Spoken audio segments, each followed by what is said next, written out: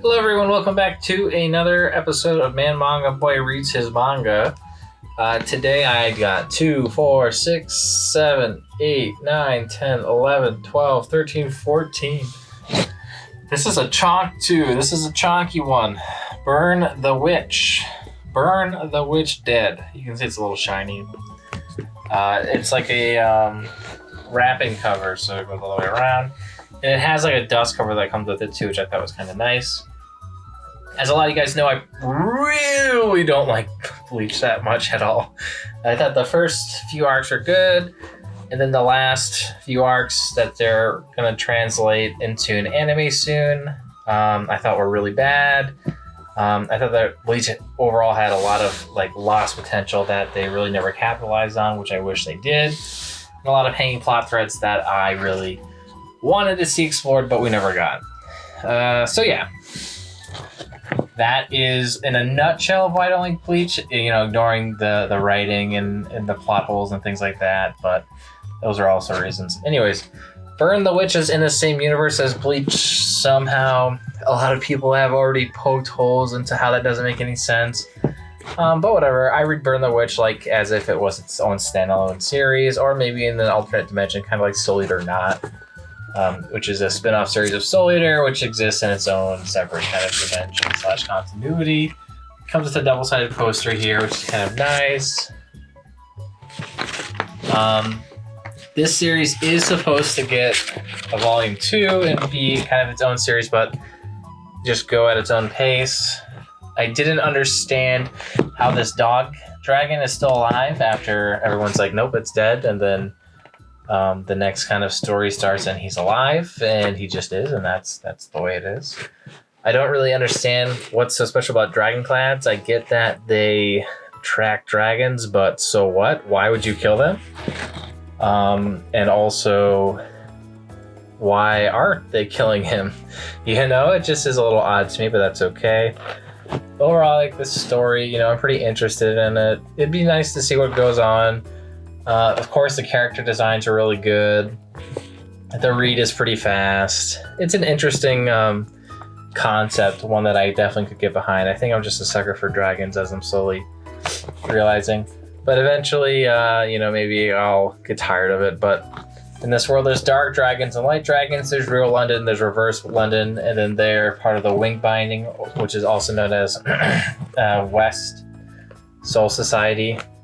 So West Branch, Soul Society West Branch, WB. So yeah, that was cool. I liked how the dragons are introduced, and that there's 4 of them or something like that, and they're based off of princesses from Disney. I thought that was cool.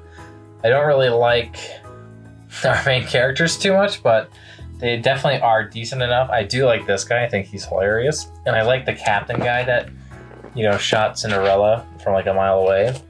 Of course, the art is really good, but you kind of lose it in the gutter there. But that's okay. This was overall a good read. If you guys like Bleach, you'll love this, especially if you don't care so much about plot holes and things like that. If you look for plot holes in this series, especially in the context of Bleach, you will find them a million to one. They are all over the place. So if you think of it like its own story or continuity like I do, it's pretty good. It might not technically be what Taikubo had in mind for this, but I think that's what serves this best. I really like how everything is kind of progressing, and they're foreshadowing him to be a bit of a more important character, especially with his sword at the end. Orient 5. Orient is, of course, still heating up. We finally get a nice sword from Musashi. Thank goodness. It only took 5 volumes for him to get an effing sword about samurai. I can't even believe it took that long. It's been what is that now? 4 months, 5 months since this started coming out, and he finally got a sword. We get to see more about what the goddess is inside of him. We get to see some sick fighting. And we also get to see this guy get his ass kicked, finally. He's a really cool character. I'm definitely glad to see him in this series. He is a great antagonist to kind of be a goal for the main character. He seems like just a total asshole, so that's cool.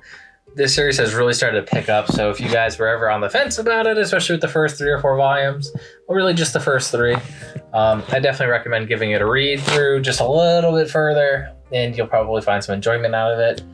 This is getting really pretty darn good, I gotta say. Speaking of really pretty good, this is an amazing series, One Punch Man, of course. Volume 23. Saitama isn't in it too much, of course, because, well, let's be real, it'll be over. But I love the homeless man. The homeless king was the best monster design. It's always cool to see Atomic Samurai and his crew kind of start fighting a little bit more. Anyways, I really like how they are mad at Saitama because he goes, I just went down there to complain because it's so noisy. And they go, what if we had to rescue you? You're supposed to be a hero. Get out of here. And he's like, fine, asshole. I'll get out of here. And so he just goes back underground to complain because it's still noisy. I was like dying. Oh my God.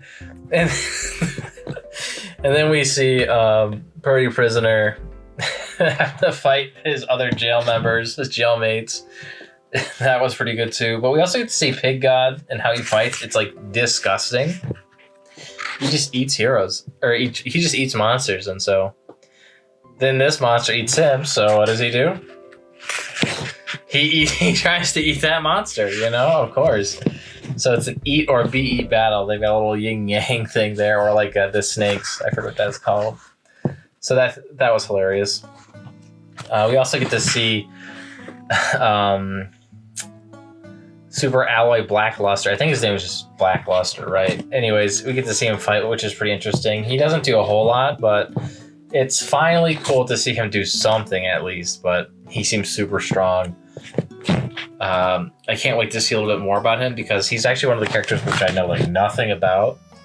I don't have an idea of how he fights really at all, so that'll be exciting for me to see him. But yeah, we finally find out that there's more kids down there, which, you know, we saw the other kid, but the rich guy's kid finally, you know, acknowledges that, you know, please go save this kid. So that was cool. Anyways, this is a great read. It always is. One Punch Man, what more can you say about it? The manga is so much better than the anime because the manga has such good art. I wish the animation was better in the anime for season 2, but, you know, maybe season 3 there'll be for some good animation.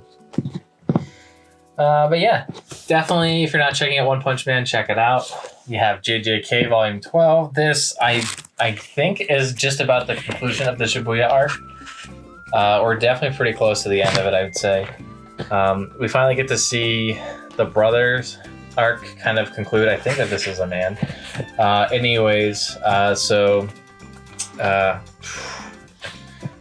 He has to fight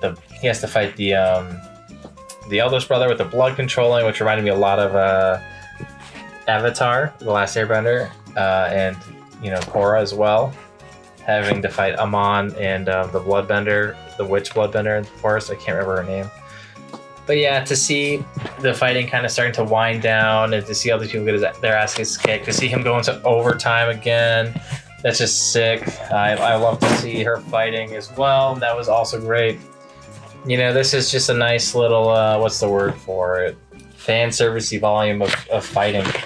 Everybody who you wanted to see fight is fighting except for, you know, Mr. Edgelord over there, but that's okay. He's done a lot of fighting in the past arcs, so that's fine too.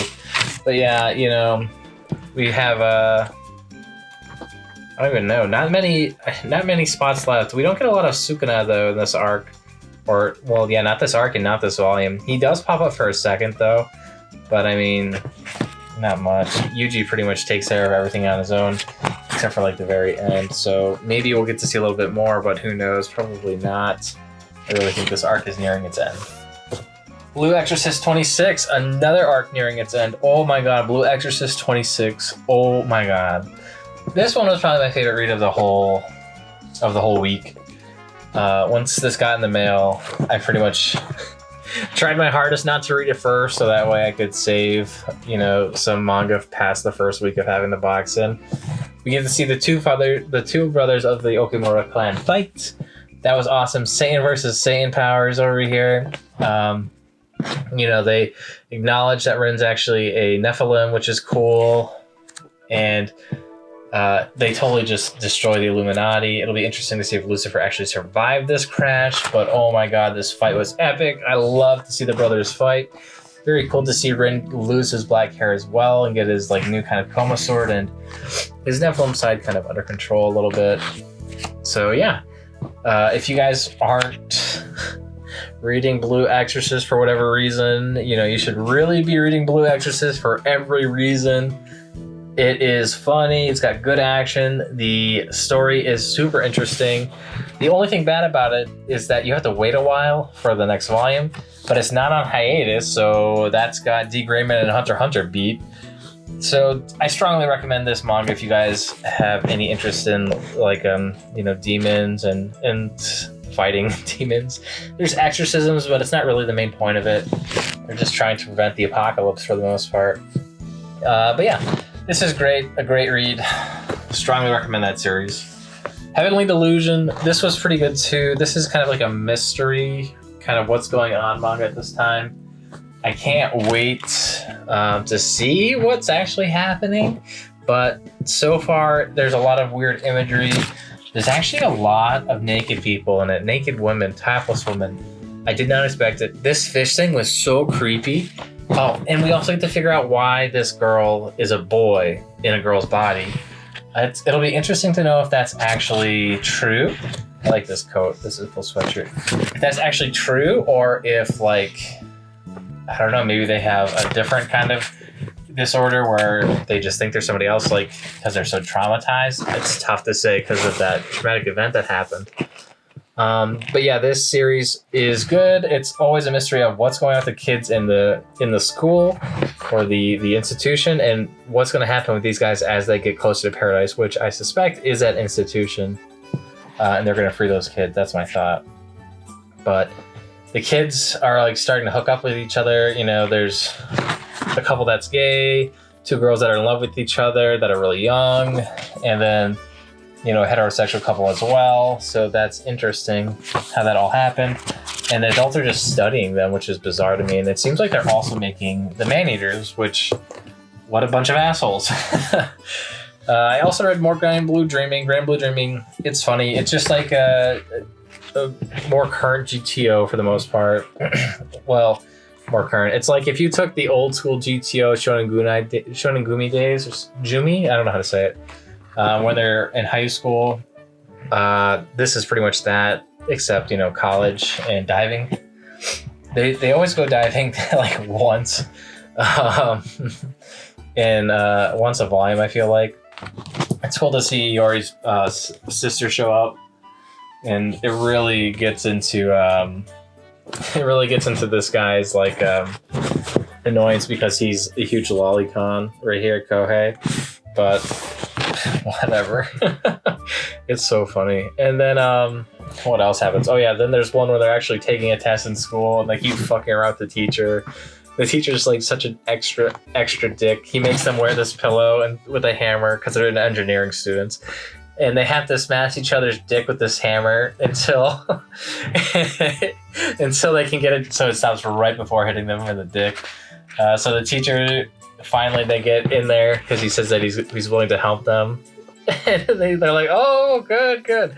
So he's like, okay, set it to 101 degrees. And they're like, okay, teacher, we'll set it to 101. But they also added a 300-gram weight. So it hits him in the nuts, obviously. It was just so funny. When I explained it, I feel like I'm really killing the joke, but it is, this manga is just too funny. It's not just all alcohol, drinking jokes, and pervy jokes, though they're in there a lot. Pervy jokes for both men and women, so it's not just, men making pervy jokes at women. It's women making pervy jokes about men too, a lot of the time. Oh my god. Yeah, and the guys are like constantly naked too. There's something for everyone, in my opinion, in this book. This is a pretty crazy one because this girl's trying to get this guy to go out with her, but the guy's actually in love with Iori. And, I think that's going to come into play because Azusa knows that. She thinks that Iori is bisexual and he wants to go with Kohei. However, that's just a total lie, and he was just trying to cover up for why there was a bunch of naked men in his room, like posters of naked men. Oh man, so it's one misunderstanding after the next in this manga. Again, if you guys aren't reading this, watch the anime first. If you like that style of comedy, I would strongly recommend picking up this series. It is golden, in my opinion. One of my favorite comedies. It's not for everyone, but it's definitely for me. Lastly, I read Cutie Honey and Cutie Honey A Go-Go, which is a reboot of this classic series. Cutie Honey is pretty good. I thought it was going to be really ahead of its time because there are a lot of, same-sex couples in it, and it's got a lot of homosexuality, throughout the whole manga. However, it is a total joke, and it is always just played for gags. This whole manga is pretty much a gag manga, but it has a really interesting concept about if she presses this heart button, then she can change matter all around her. So it deconstructs the elements, and then it recombines it. And that's a really cool idea, but the author is blatantly a huge perv. And so he'll have these little things that pop up, and he'll be like, Cutie Honey's really going hard too, but that's not it. She's also going very bare, if you know what I'm saying, because she's naked. And I'm like, dude, what the fuck? But, the story is pretty good. I just wish that it was represented in a less pervy way. There are certain gag characters which, are supposed to be huge jokes, like this dude. He's the detective. He doesn't wear any pants though because he's got such bad hemorrhoids, so he bleeds all over the place. And that's funny, but some of it is just in poor taste because it's from a different time. Look, he's dripping blood all over the fucking place because he's got such bad hemorrhoids, and everyone's laughing. See? But it is a good concept, and I do think conceptually it's ahead of its time. I really find it hard to believe that this is one of the main series that actually jump-started the magic girl genre, because it's so popular women, but it's in my opinion, it really makes light of women and objectifies them. But whatever, I'm not in any sort of women's studies class, so I'm not going to go too deep in it. I don't recommend you guys really get this book if you have any of that kind of sensitivity to it. It is definitely a piece of history, so if you guys are interested in history, I would pick it up. It is a great collection. I think Seven Seas did a great job on it. This one I feel bad for. The main author thought he was going to not get canceled. He got canceled. Only made 2 volumes. This is a retelling of Cutie Honey. One that I think is a lot more palatable and a lot more interesting. It has a lot of the same characters kind of brought into it, but in different roles. I really liked it, but you can tell at the end it was super rushed. And so they don't even fight the big bad at the end, and they just kind of finish an arc, but they don't just finish the arc, they really rush the arc. It's a good read, but because it ends here, there's no more left of it. I really can't recommend it. But, definitely still a good read. If you guys are interested in Cutie Honey, I would probably read it. But otherwise, that's it for this week. Thank you for watching. I have a sick haul coming this week, so I hope you see you guys there. Thanks for watching, and have a great day. Bye.